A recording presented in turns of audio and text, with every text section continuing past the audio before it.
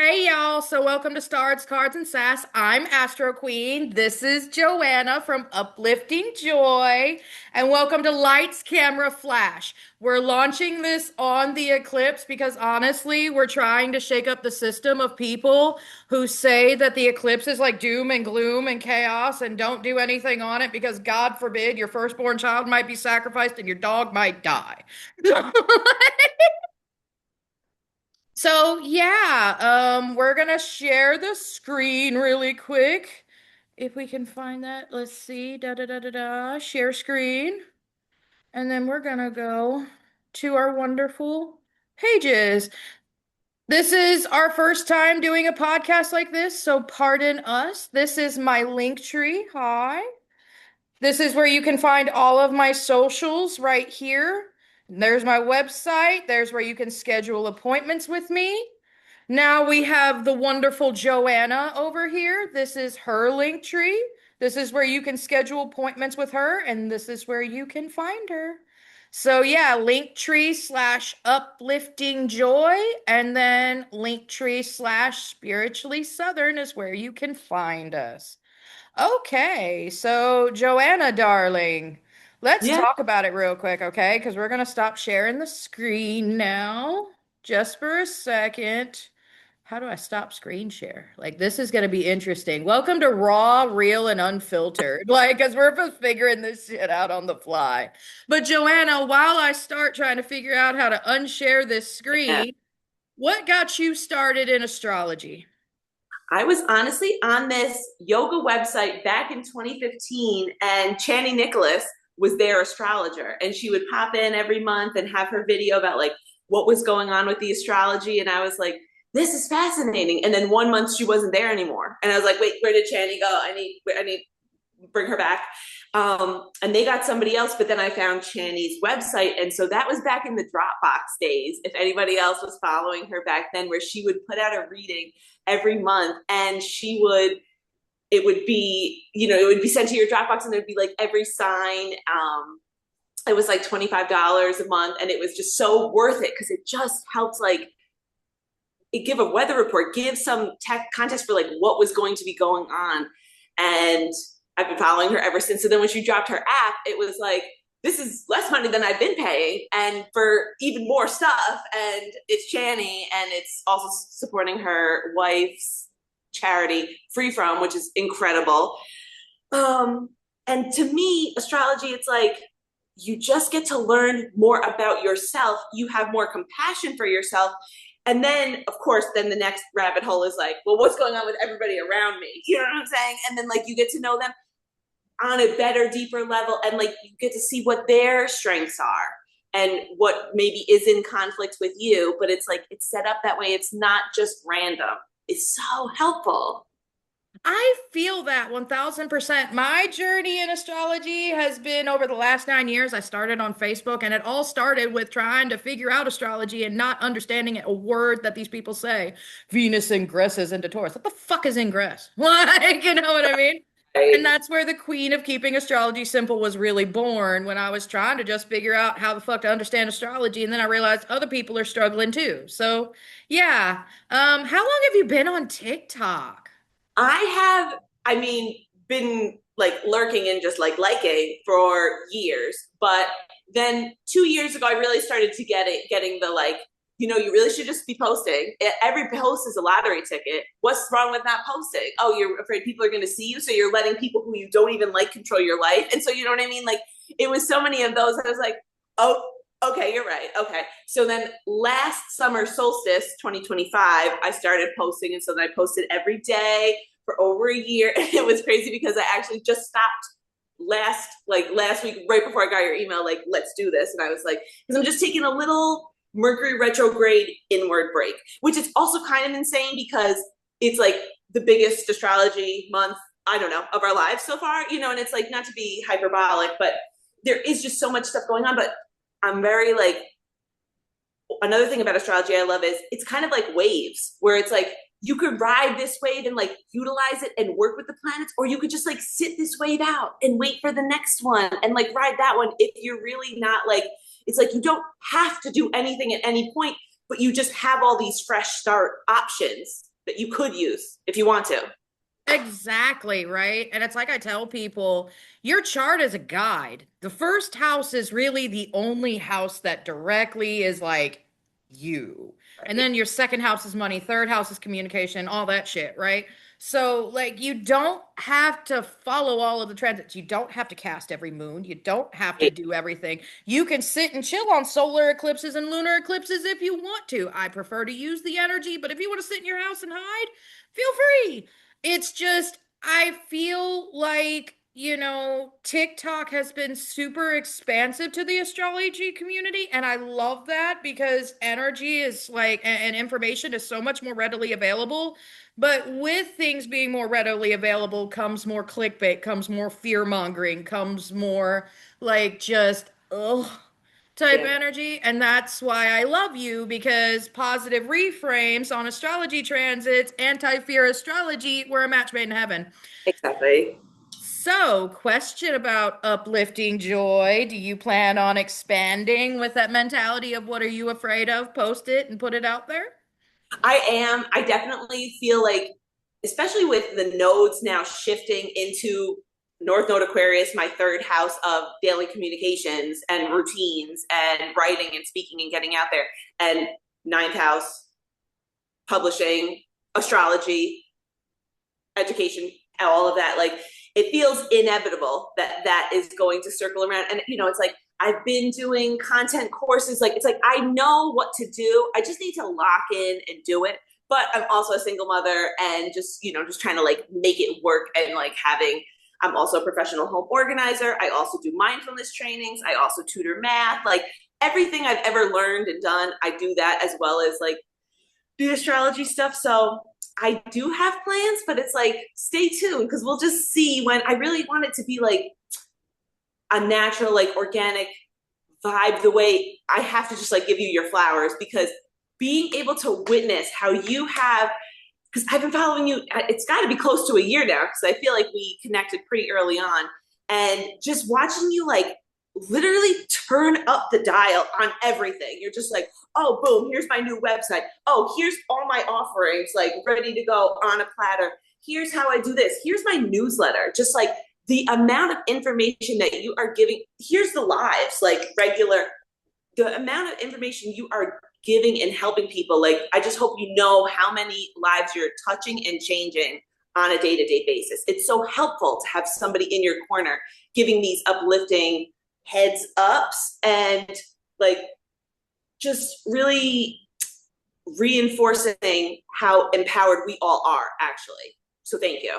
I love that and thank you. And honestly, that's so mind blowing to me because, like, every day you guys come on and with like your encouragement and your questions and your perspectives, right? Y'all are my bread and butter. Y'all have changed my lives. You know what I mean? So it's interesting how I get my flowers, and the first thing I think of is like, goddamn, like I'm just waking up, doing my thing, and interacting with my community. I don't even think about it like that. I'm just getting up and talking to folks and making videos and writing shit because I enjoy this shit and I'm a star nerd. Yeah, yeah, no, I get it, but it just like it is so helpful, and it's especially in a time where we all have so many types of emails and stuff. Like it's fun to have those when they pop up. You're like, oh yeah, this is one I actually am going to open, want to see what's going on, um, and I'm in a better mood after reading it. I love that. What That's a the whole gift! point. Yeah, yeah, thank you. And finally, I got the YouTube link fixed on them motherfuckers. Like, I was so irritated. Technology for me, I have a Virgo Mercury in the first house, but it's RX, as y'all, know the struggle of Mercury RXs, especially with Krabby Patty Cancer being so recent.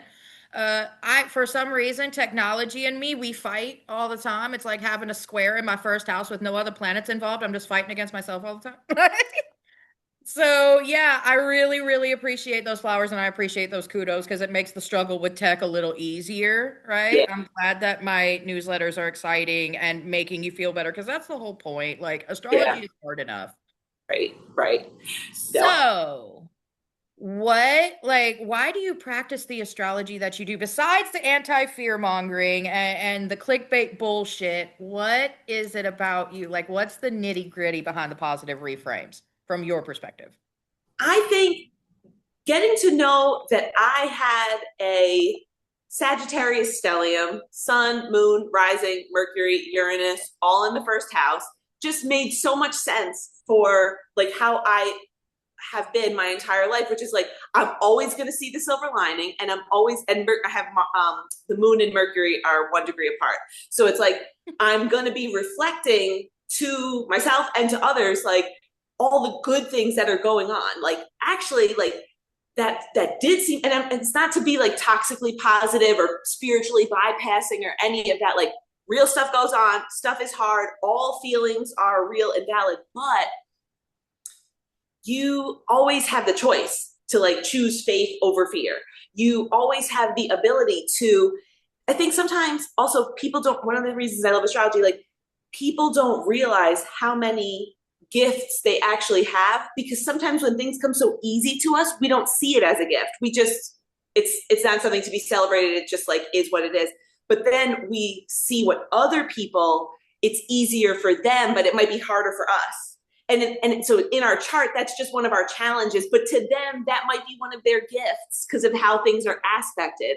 So it's just so helpful to be able, like I said, just to have more compassion for yourself and for other people. And there's nothing good or bad. That's the thing with astrology. There's nothing good or bad. It just is what it is.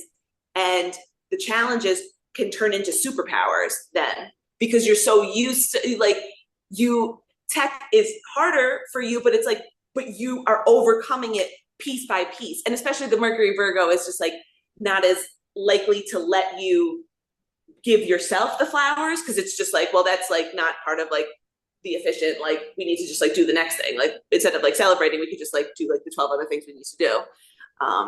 My Venus in Leo definitely does, though. You That's can give it. me all That the no, kudos and there. exact yes, yes, and balance, right, right, Right. And like for me, the reason I practice the astrology I do, especially now, has a lot to do with my dysautonomia diagnosis. I can't do stress. Like standing up like sends my heart rate up 100 to 120 points just by like standing and thinking about taking a walk.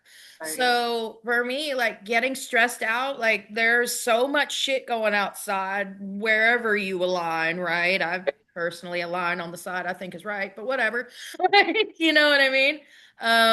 And for me, like there's just so much going on that we could focus on the negative. And I think a lot of people focus on the negative and the clickbait because it reaffirms that something's going wrong in my life. So seeing the positive content like we do, it's a little harder to believe.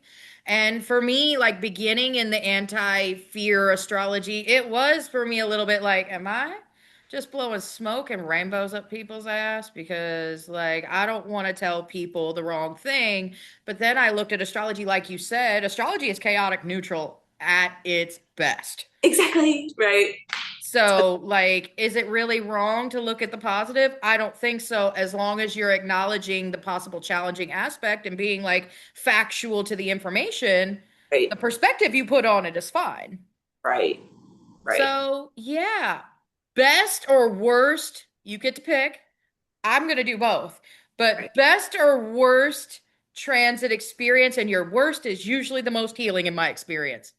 Yeah, no, and these just because it was recently, we had a Mars conjunct Saturn back in April on April 19th. So that made me go down the rabbit hole. And so I was pulling up all the dates and I was like, hold on a second.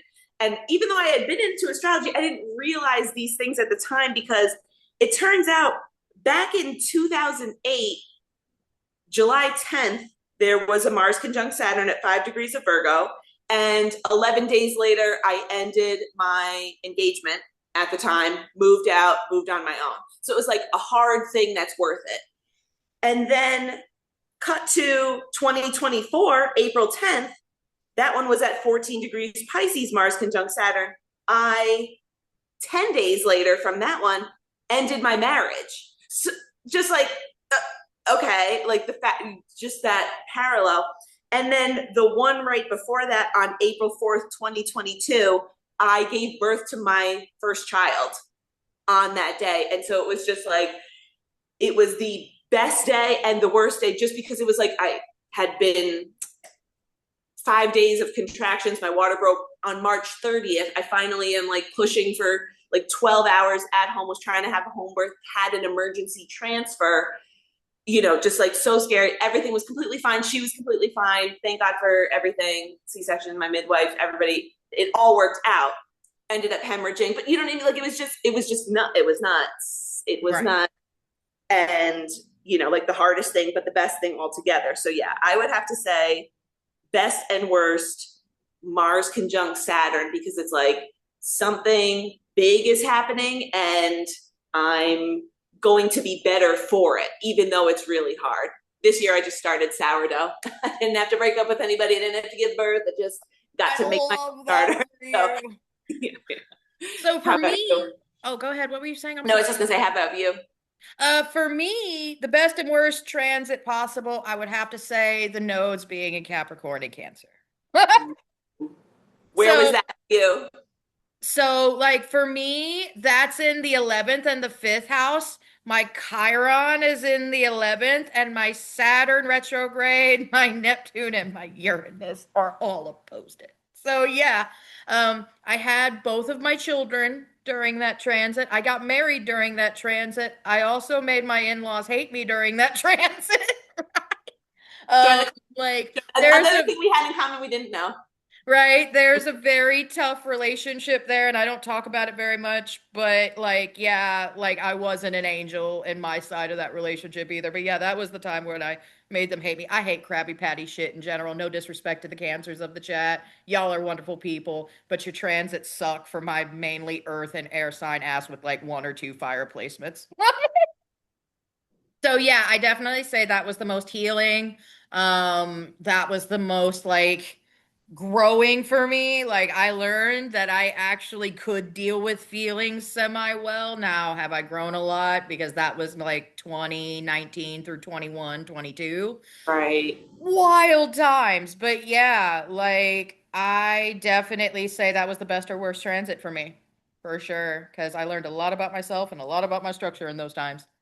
Yeah, no, and postpartum is just not for the faint of heart. Like it's just its own, the lack of sleep and just everything, the hormones, like everything that's obviously then you're taking care of, like this human, and your whole life is so different. Like that totally makes sense. I love that. What is your biggest lesson from astrology? Really, you can trust your timing. You can always trust your timing, because if each of us was born even an hour later or earlier or a day, or we wouldn't be the same people that we are. We would have a totally different shifted chart. Like things would be different. So it's like anytime I start to get that feeling of, oh, it's not happening quick enough for me yet, it's like, but there's a bigger picture. There's a bigger sense of timing. And I could just like settle into being able to trust that a little bit more. And like we talked about, how everyone has gifts and challenges, but we don't always see it as a gift. I also think with astrology, everything is happening for our benefit.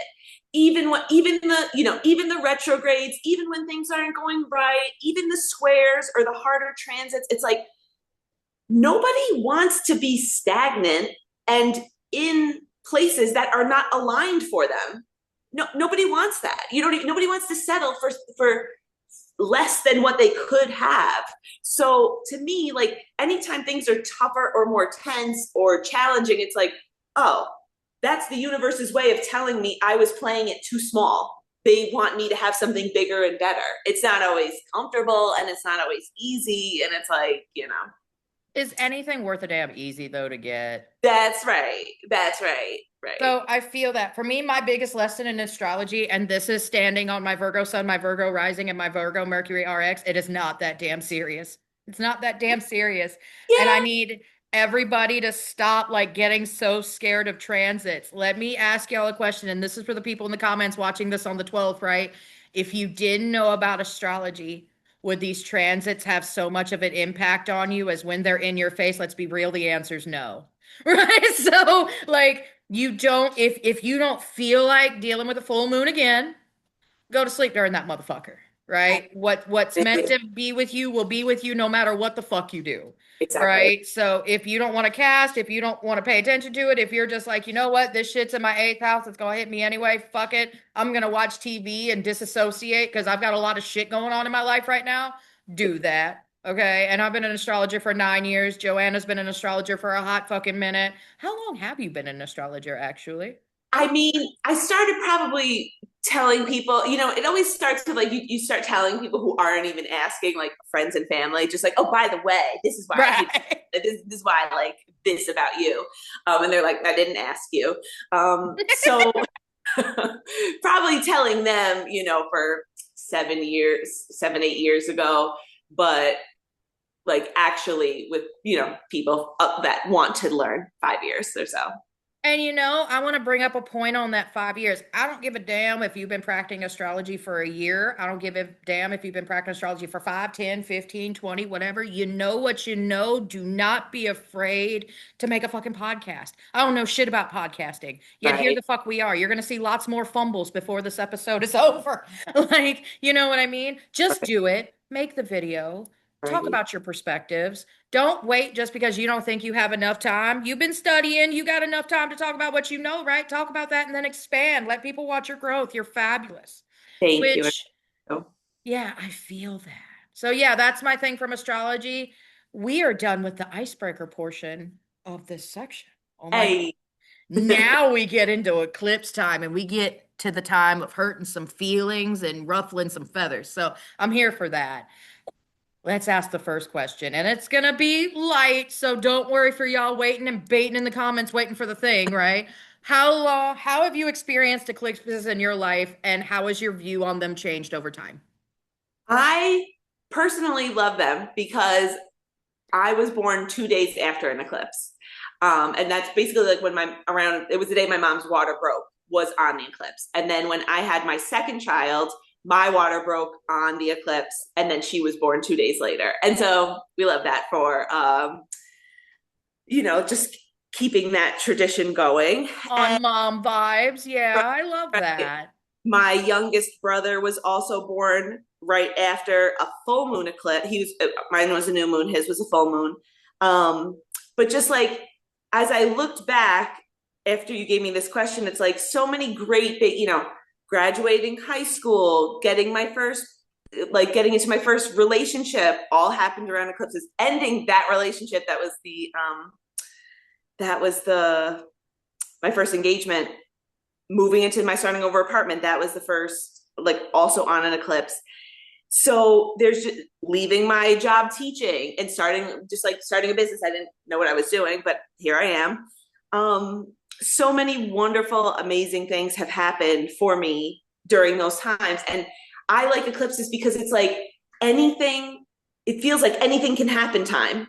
Things can speed up so quickly. And so it's like, that's fun and exciting because sometimes, again, like when we're stagnant or it's like things aren't going right, it's like, here comes eclipse season. Like it could be something we look forward to, and to just like throw your hat in the ring of like, this would be my best case scenario. Universe, what do you think? Like, it's not to say like you're gonna get it, but just like let's think of like what's the best thing that could happen instead. I agree wholeheartedly. For me, eclipses have been the fucking shit. Right. Okay. So, like, my first real experience when I started paying attention to eclipses was during 2022 and 2023. Notable transits that I happened during that time: Aries and Libra eclipses, the sign of self versus others, and actually getting boundaries and choosing yourself. Like, and then learning how to like have relationships with others while still having your own autonomy. That was huge for me because I was in people pleasing shit, working a lot with my marriage, like being like more for my marriage than myself, gaining independence. It was a lot. And then there was the Mars retrograde with my Mars return in Gemini. Mm. Oh my God, Mars stayed in Gemini for 7 fucking months. Listen, I love my 0 degree Mars Gemini, but the rest of the world does not, okay? Everybody was so pissed that Gemini placed themselves like, you know what? I can't even be mad at y'all. Like, I can't. So, yeah, no, I've always loved eclipses because, like you said, it's fuck it, we ball. It is what it is, right? And so for me, like, especially with this eclipse in Leo, right? We already have started really lessons like this year with the February eclipse in Aquarius, now to the full moon. Now we're starting a whole new, like, with our South Node cycle with like this eclipse in Leo, and then we have a lunar eclipse in Pisces, which ends a lot of cycles from 2025 as well. So, yeah, no, I'm super fucking excited because doors are ramming open. I mean, like this eclipse that's going to happen on the 11th, this isn't a gentle eclipse by any means. Let's Right. just be real, right? And I actually have the chart that I want to pull up. So, we're gonna go back to screen sharing. Da, da, da, da. Where's the share button? There was a share button around here. Like, do I not get a share button anymore? Like, what the fuck? Da, da, da, da. We're gonna get there, guys. Okay, so, no, go back. I told y'all I don't know how the fuck to do a podcast. Like, we're doing this live. Post tools, maybe? Nope, that's not it. Okay, hold on. Here's how I'm gonna do this. Share. Ta-da. Let's go. I'm trying to do it with like half a screen. So, yeah, here we go. Okay. So, let's get this off now. Blah. And now I know how to stop screen share because you have to press stop screen share. But yeah, this is the chart Ooh, of the yeah. eclipse, right? It peaks at 1:45 p.m. This is Central Time. So, 2:45 Eastern, 12:45 Mountain, 11:45 a.m. Pacific. Okay. So we've got the moon and the sun here at Leo just outside of a conjunction point period. Now Jupiter is a fucking massive planet. So Right. would I be willing to say that maybe you can feel the conjunction between Jupiter and here, even though there's an 11-degree orb of influence? Yes, don't come for my throat in the comments, okay? Like, so you might be able to feel some of the reverberation off of this. We've got Mercury and Leo. Thank fuck. Like, Right. and yeah, the moon is in a really fucking heavy trine here with we've got Pallas over here at 22 degrees. Now with the asteroids, I go within 1 to 2 degrees for an orb of influence. So it's a loose trine here, but it is definitely a trine. And then we have a trine to Saturn over here as well with this, sun and moon conjunction over here. So Saturn and Aries during the retrograde is definitely playing a part in this eclipse, okay? The Right. structure that you've been building and you've been seeing the flaws in that structure right here. Now you've got a solar eclipse just going 3 times new moon energy. You're about to get that new beginning you wanted, and it's about to go, right? And I love that about eclipses, though. Like, you don't know which way to go, and a new eclipse is just like, go this way. Yeah. So it's going to be that kind of energy, and I absolutely love it. And then we got a mystic rectangle involved here between Venus over here and Libra. Again, thank God for that, because listen, we love Venus and Virgo, but she's a little neurotic. Right. And then we've got this trine to Pluto and Aquarius, which Pluto is at 3 degrees. It's getting farther away from my moon. I'm grateful. Like, and and then we have that sextile back to like Neptune over here, and then we're sextile Jupiter again, and all this stuff. So, yeah, no, we've got a mystic rectangle on the board with oppositions between Jupiter and Mercury, opposed Pluto, Venus over here in Libra, opposed Neptune retrograde, especially at that 4 degrees. And then it says it's conjunct Saturn, but in my practice, that's kind of a big orb. So I'm Yeah. not going to regard that. I don't agree with everything Astro does, but I also don't agree with everything Astro Seek does because Astro Seek says that the nodes don't shift until August 18th. But as you can see here on Astro Deist, we're definitely at 29 degrees Aquarius with the nodes moving on July 26th. So there are discrepancies in every chart that you use. But yeah, I would definitely say that Venus is opposed the Neptune retrograde in this one. So we're seeing the truth on a lot of our relationships and the balance that's happening there because Libra is like the only sign in the zodiac to be represented by a non-sentient item, a paragraph scale. So observing other people's emotions and Mm-hmm. seeing how we need to feel, definitely a trait of Libra, and it's in relationships. Now Libra's at home. Now Venus is at home in Libra. We got some domicile action going there. Love that. So, like, yeah, it's definitely going to be like a comfortable observation of things, but we're going to see the truth. This is when we stay quiet on the creek right now, right? Because this eclipse is showing us a lot. It's a new moon, it's a dark moon, right? but we're seeing our own genuine strength in this dark moon, and that's going to play a huge part in it, along with Saturn. So don't be surprised if we see not genuine people being pushed out to the front with this eclipse, but also don't be surprised if you see genuine people like JoAnna and I being Yay. pushed out to the front, to the limelight as well. I love that. What do you think about this 8/12 eclipse? I'm so excited. I love how you pointed it out. As soon as you brought it up, I was like, oh my gosh, Mystic Rectangle.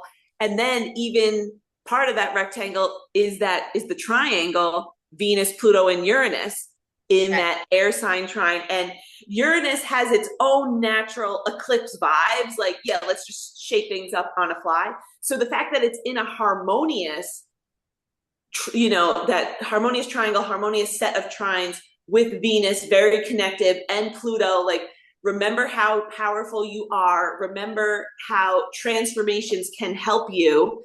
And then to have Uranus there, like, yeah, like, let's just shake it up with the people that we're connected to and have things be better overall. I think that's going to be really, really special. And I just know, yeah, the last time we had these Leo, that's another thing I love too, is like looking back, like, well, what was going on for me back the last time we had, a South Node Leo eclipse? So that was August 1st, 2008, and February 9th, 2009. So it's just nice to like look back at those times and think, oh, these are some of my themes going on then. Not to say the same thing is going to happen now. Obviously, it's a totally different can of worms, but I just know those are some good times for me. So now I'm already expecting these times are also going to be good. And on the flip side of that, if they weren't good for you, if somebody's listening and like, oh, that wasn't a good time for me, we can be grateful we're not there anymore. And we can be grateful, you know what I'm saying? Like that we're empowered that we can make different choices now and we don't have to have the same cast of characters around us if we don't want to. And we can have things be different, So it's always a nice time to start fresh. And I agree about the Jupiter being close enough. And again, like I'm always just going to be thinking, well, what's the best thing that can happen? Jupiter's helping us out. And so it's like, why would I not think like, yeah, Jupiter's helping us out? Especially it's like, it might not be as close to the eclipse itself, but it's close, even closer to Mercury. So it's like the fact that they're both there too, speaking that same Leo language, that we've got a stellium in Leo is just helping us, helping people be in their power and say what they want to say and say it in a way that brings blessings to others. especially with that Mercury and Leo opposition to Pluto. Oh yeah. Yeah, Oh genuine yeah. speech and thought. It's going to be a beautiful time. Now, one thing I didn't notice until now, that's why I was looking at the chart like this, like what the fuck? We have a T square in here. So we've got Mars over here in Cancer, which I'm so Mm, tired of Krabby Patty shit. Which is square the Neptune retrograde. Neptune retrograde opposed Venus over here in Libra. And this is the first time I haven't stumbled over my words. Like I'm so proud of my goddamn self. And then Venus is square Mars and Cancer right. again. So that apex is Mars and Cancer, the Krabby Patty energy with Mars, who would much rather be with his daddy in Capricorn, but has to be with his stepmom in Cancer right now and feel feelings instead of just doing on that path that Mars wants to do. Mars hates going through water, man. So, like, at the end of the day, this is what do we think about when we think about Cancer? We think about the depths of the ocean that light can touch. Scorpio is the dark parts with the weird fish with the light and the rows of teeth. Okay, we're Yeah, not right. fucking with Scorpio right now. We got a Venus retrograde and a Mercury retrograde coming up in Scorpio. We'll fuck with the anglerfish in a minute. Right Right. now, we're fucking with the light in the ocean that we can see. But trust and believe that ocean can still go to 600 feet deep, and you can still see light, and it can still crush you. Yeah. So when it comes to your actions, right? Mars is action based, while Mercury is mind based. So we've had Cancer and Mercury already. What emotions influence our logical thought, and in that logical thought, what do we do? Now this is the answer to what do we do with Mars and Cancer. Mhm. This is our action behind our emotional processes and how we react to those emotions and what like spitfire reactions we have from those. So it's teaching emotional grounding in a fall like aspect. And with Right. the square to Venus and Libra in this opposition, right? The problem is we're seeing the truth on our feelings, but we don't know what the fuck to do with them. Yeah. And Yeah. the answer is honor your motherfucking genuine self at the time. If you have responses that you don't like, cool. Now you know, okay, so when I have this situation, I would like to have this response instead of this response. And it's showing you what you need to do in order to make that emotion line with the action so Mars can actually move in the water and swim instead of sink and like feel the pressure and be like, I can't move because pressure. When you actually acknowledge those feelings and let them rise up from the depths of the surface, get it, right? Because repressing, we don't repress feelings during this T square. We let ourselves scream into pillows. We say Yeah. what we want to the universe, Yep. right? Because speaking is an action too. Mercury is in Leo in conjunction with Jupiter, who's in a conjunction with the solar eclipse, right?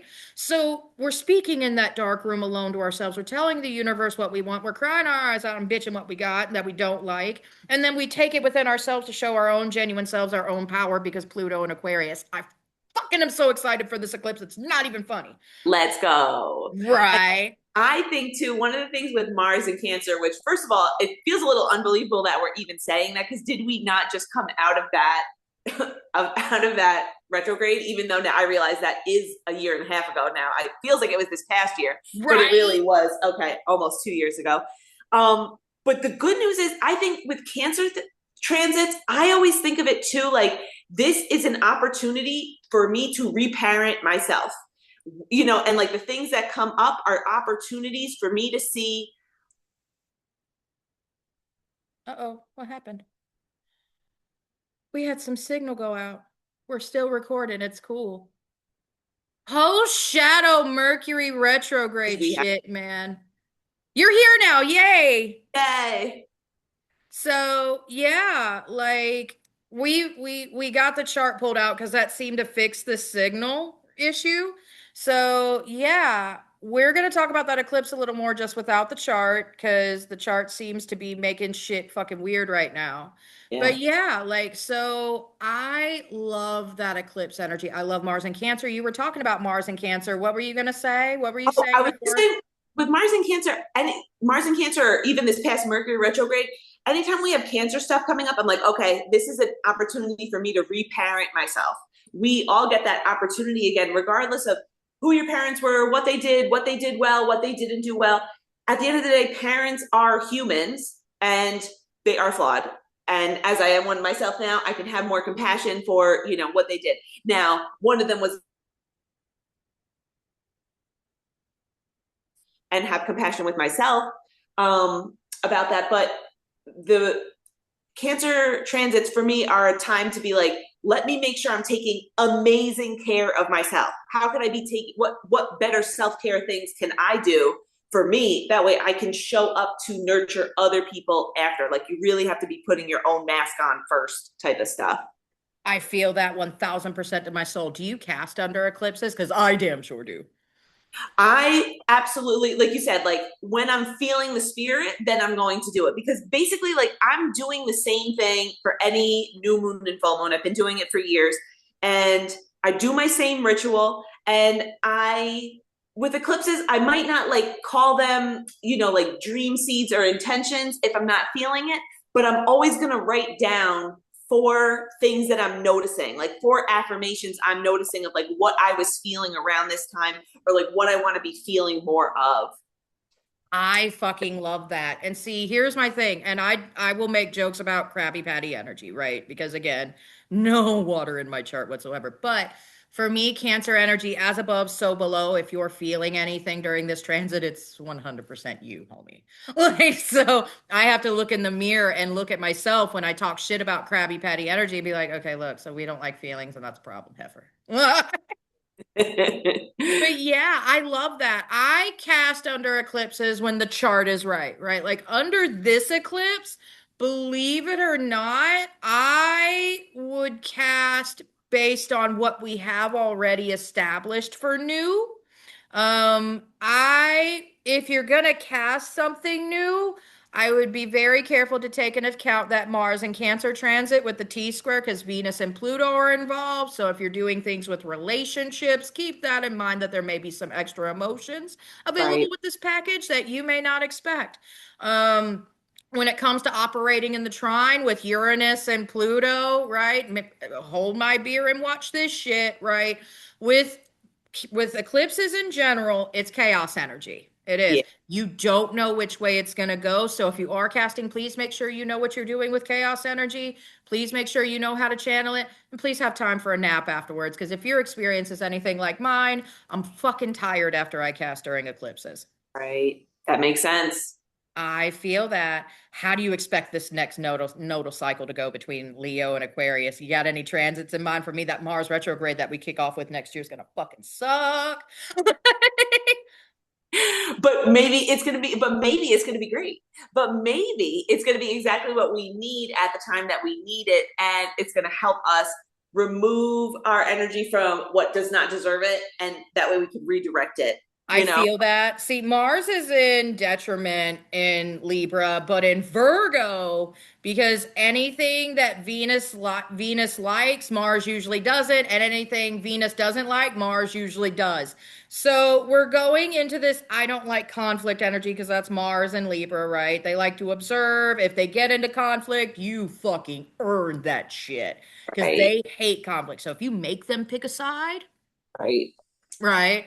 And then with Mars and Virgo, that's just get up and go energy, right? That's make things better energy. So do I say it's gonna suck because Mars retrogrades? Everybody, I think I only say that because I'm so tired of the Mercury retrograde hype that like I want to see if people are gonna be scared. Please stop being just scared of the Mars, like Mercury retrograde. Like Mars is so much worse. Like in terms of what people actually think about like Mercury retrogrades, like Mars is 10 times worse. Yeah, no, I do definitely like feel that Mercury's just a blip.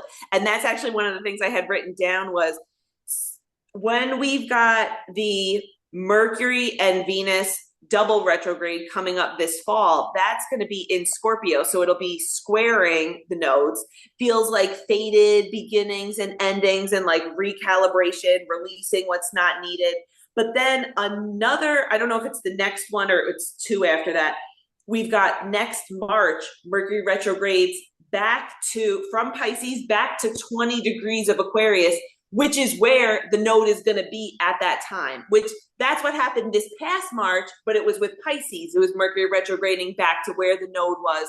So, and Mars is also going to be going direct at 20 degrees of Leo in April. So it's like there's something happening around there. And that's one of those astrology, it's just nice to know the weather. Do you have something around 20 degrees of especially Aquarius or Leo, but also um Scorpio or Taurus? I'm saying this, I'm realizing I have Saturn at 20 degrees of Scorpio, so you know, so we'll be getting the ducks in a row. I'm getting the ducks in a row, next spring. So that'll be interesting. That'll be helpful.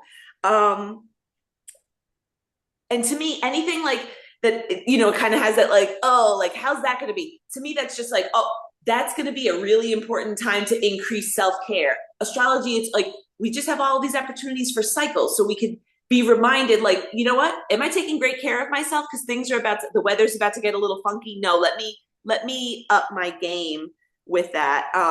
And then the last Mercury retrograde of the nodal cycle in 2028 is going to be going from 19 degrees to 2 degrees of Aquarius. So that feels like it's going to be like reviewing, like, how did this go? Um, Right. I love that. I love how Mercury plays such a deep part in this nodal cycle. the messenger of like, let me put a microphone to like what's been going on. Yeah. Right. It's almost like that newscaster, like, hi, we're in this part of the eclipse season and people are losing their goddamn minds. Here's how it's going. Right. Right. So, Right.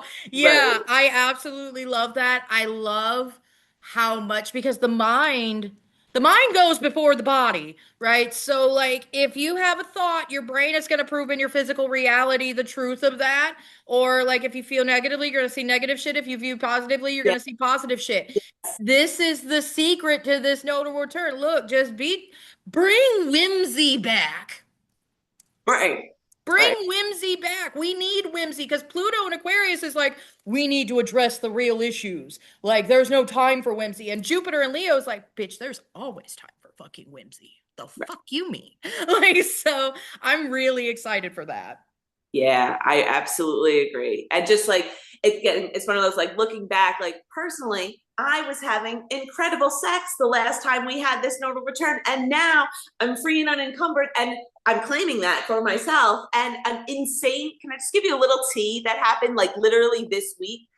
I got a text from my ex that I broke up with years ago. I moved out of the apartment on that Leo eclipse. He texted, we don't talk anymore. I'm not friends with my exes like that. And he texted me. He wanted to say congratulations because the Knicks won. First of all, they won in June. Why are you texting me at the end of July? And so then I realized, like, with the nodes had just shifted. Wait a second. Let me look at the dates. I look back. The last time Aquarius was at 29 degrees, the North Node was at 29 degrees of Aquarius. The last day of that was January 2nd. It just completely like shifted. So I'm gonna have to connect these two videos in an editor and just let it fly. Totally. So yeah, no, like I don't know what's going on, dude. This is pre-shadow period or post-shadow period fucking Mercury shit is what this is, man. It's wild. So like, yeah, what were you saying before we got rudely goddamn interrupted? Just that it was crazy that my ex, who I don't talk to, we don't talk, reached out to say congrats. I used to like them, but we don't talk anymore. And the Knicks won last month. Why are you texting me after the nodes shifted? So I look back, and right now the North Node is at 29 degrees of Aquarius. The last time it was there, he proposed to me in 2008. And so I'm just like, that's insane that you would like, we don't talk. Like, why are you reaching out? And so I told him this about, whatever with notes. Oh, I don't know if I believe in astrology. Kevin, will you get the fuck off my phone? Like, stop talking to me. Like, what are you here? What are you doing? Very Mercury, still in the shadow period as well. So yeah, I'm excited for new experiences. I'm excited, especially North Node Aquarius. Like, let's all embrace our uniqueness. Let's embrace, just like, it doesn't have to look the way that people think it's going to look. I have my Mars in Aquarius. You've got your moon, Mars and Gemini. Mars in Gemini. But do you have Aquarius placements? I have an Aquarius moon and Aquarius North Node at 5 degrees. Yes. Oh my gosh. So you're having Right? your nodal return. Oh my gosh, exciting. I'm super fucking thrilled, dude. Yeah. Like the last time the nodes were in Aquarius, I got proposed to. I joined the military. I Wow. was so young. Like, and it's my 12th. I've learned to fall in love with the 12th house, man. That's all I'm saying. Yeah. Yeah. You have to learn to fall in love with it when you have Jupiter and Venus there. You do. Wow. And so for me, I'm really excited for my South Node return, but I'm also excited for my North Node because with this anti-fear astrology, like trying to help my community, but being my genuine self, I see it going really well. It's going to. It already is. It already is. Right. Agreed. Yes. So, except for this like technological business, I'm telling y'all, like Virgo Mercury retrograde, man. Can't keep her down though. No. Can't keep me down no matter what. What do you think of astrology in this current political environment? Like the craziness on, and we can talk both sides of the aisle to keep it neutral because I know we kind of have to in this kind of environment. So yeah, like what do you think about what you see outside in politics? Just craziness.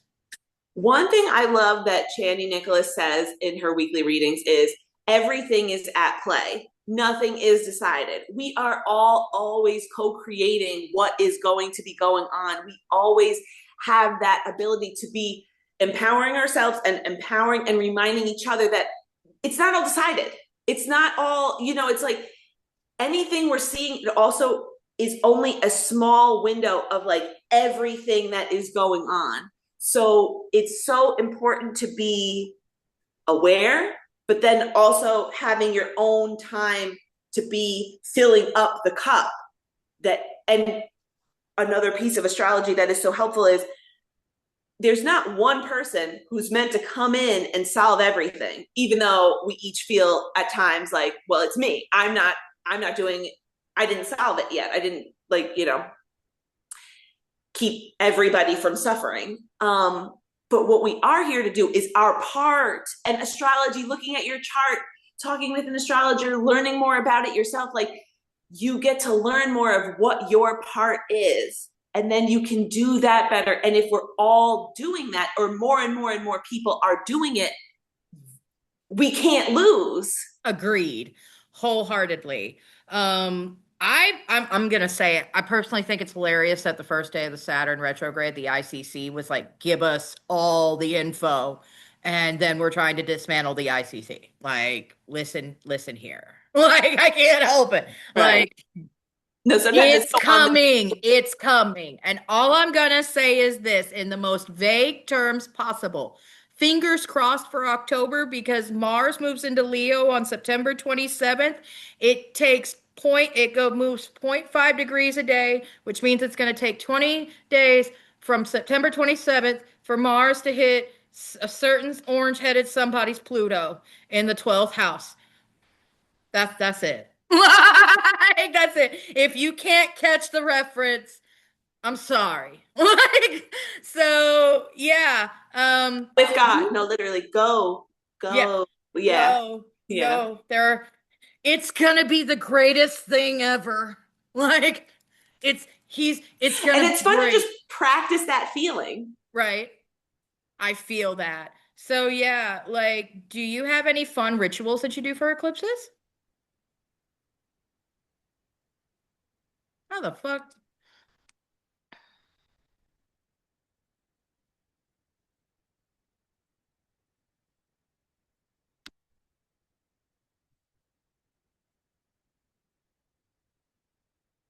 Ladies and gentlemen, we are trying. Okay, it's not giving me the converting video thing yet, so I think it's recording all of these like pauses too. This is gonna be the best podcast episode ever. So, yeah, like, do you have any fun rituals for eclipses that you do? Because I tend to just be a chaos gremlin. What are some that you do?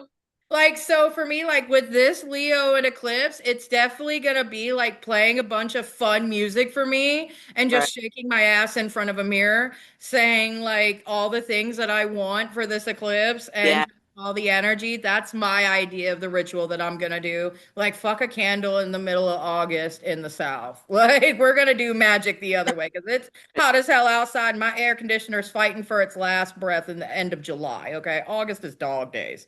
Right, What right. about you? No, I just like I said, like I just like to do my usual ritual, rich and routine, which is just I'll go back through. I've got these books where I just wrote every single like new moon, full moon. So my first thing is I'll go back and look at like what was I doing the other Leo full moons and new moons the last like 4 years or so. And just first just and write down like some of the things that stand out and just first of all like celebrate like how far I've come. Another thing with astrology, it's like every month you get a new fresh start, sometimes too with if you have a blue new moon, but like you get at least one fresh start with the new moons, let alone all the other planets and their cycles too. Like there's all so many. Also you have your own personal cycles, especially if you're a person with a period, that you can be tracking as well. So yeah, so I just like pull all those together. I also do Channy's readings. I have a special journal for just like writing notes about those. So then I'll add some of those in there. Then I do a little free write with some and get some affirmations going. And then I'll use the Channy app to journal some of the questions that she's talking about. I love And I that. put it all together with my like affirmations, like this is what I'm focusing on, like my next time. So it just like yeah, I just love having that like this is a regular thing I can do all the time. And if something's funky and if something's not the way I like it, then I just can start affirming and using that affirmative prayer like thank you so much for this working out how I do want it to work out. I love that. And I agree with that wholeheartedly. Like looking back on the transits and doing everything else and looking at apps. I personally, since we're dropping cool references like the Chani app, I love Astrology King. For looking at transits and stuff, you can search Right, the transit and do like I personally love his work. right. Um, and you can look up fixed stars, asteroids, fucking anything on that website. And then also for those of you learning astrology and wanting to learn about eclipses and that nature, the complete guide to astrology by Louise Eddington. It's free if you have a Kindle subscription. It's like $10 if you don't. So yeah, Chani app. Astrology King, and the Complete Guide. You have references now. We're the shit. You should Yeah. follow us both on TikTok. Yay. And our last question before we kind of wrap up the podcast, how would you advise your clients or any potential future clients on how to deal with eclipses in general, but also specifically this Leo eclipse? The first thing I do is like, what is going on for you in your chart? How is this going to land for you? Do you have anything in Leo, or do you have anything making a close angle to this? Because that can kind of give us a heads up on what some of the themes might be. But then also like taking a look at, where is Leo? What area of life is Leo for you? Because one of my favorite questions I ask on TikTok a lot is, if you could wave a magic wand, what would you most want to see in this area of life? And so again, just like, rather than it just being like, oh, here's where I am, everything sucks, and it's like, I get it, I've been there, we've all been there. But at some point, like, it can be so helpful to be like, okay, but if you could have anything, what would you want? A lot of the problem, sometimes at least some of the problem is, we can't answer that question. And if you can't answer like what is you would even want, it makes it much harder for the universe to bring it to you, rather than like, and you can take your time, and it can change over time. Just because you choose something, again, you have a new start every month. Like, change it next time if you don't want it. But yeah, where is this happening for you, and what do you most want to see here? Because you have the power to start to like, yeah, getting it written down, getting it out there into the universe, so it can start to come back to you. And then you get to notice things, and oh, that is happening, that is going well for me. I love that. For me, what I advise to clients is again, look at your chart to figure out where this is affecting you, right? But also look at the collective chart too at the time, like we showed the collective chart in the beginning Right. of this. Compare to that to see what's happening because we've got a T square going on during the eclipse. So we need to figure out where that T square is happening in our chart to see if we even want to cast or we just kind of want to let this energy ride and just transmute on the fly. Yeah, I firmly believe that again, you don't have to do anything if you don't want to, but chaos energy is just raw chaos energy. It's free energy from the universe. I would use it, but if you don't want to, you don't have to. exactly. I adore you, first of all. Same. You have Oh, been so patient during this fucking recording. Like, I'm um, just having a ball with my friend, just so right? honored. That's kind of how I want stars, cards, and sass to be. And so on this end, you guys, if you're not following JoAnna, you absolutely need to, right? And if you're not following me, you absolutely need to. And get on Um, that newsletter list. Like, please do yourself a favor. Like, you want that. Link in the bio. It's the first link on my link tree, or if you go to my website, www.spiritually-southern.com, it's all there. You guys are phenomenal. You're great. You're going to kick ass. And if nothing else, your ass looks great. Okay. Period. So thank you so much for tuning in to Stars, Cards, and Sass. This was Lights, Camera, Flash, and literally just like in eclipse fashion, just like in Mercury retrograde fashion, we made it through it, and you will make it through this too. JoAnna, you've been a delight. You were a perfect fit for this episode, just as I said in the script, and not a goddamn thing has changed. I love you, Love and you. thank you for joining me. Thank you so, so much. All right. Bye.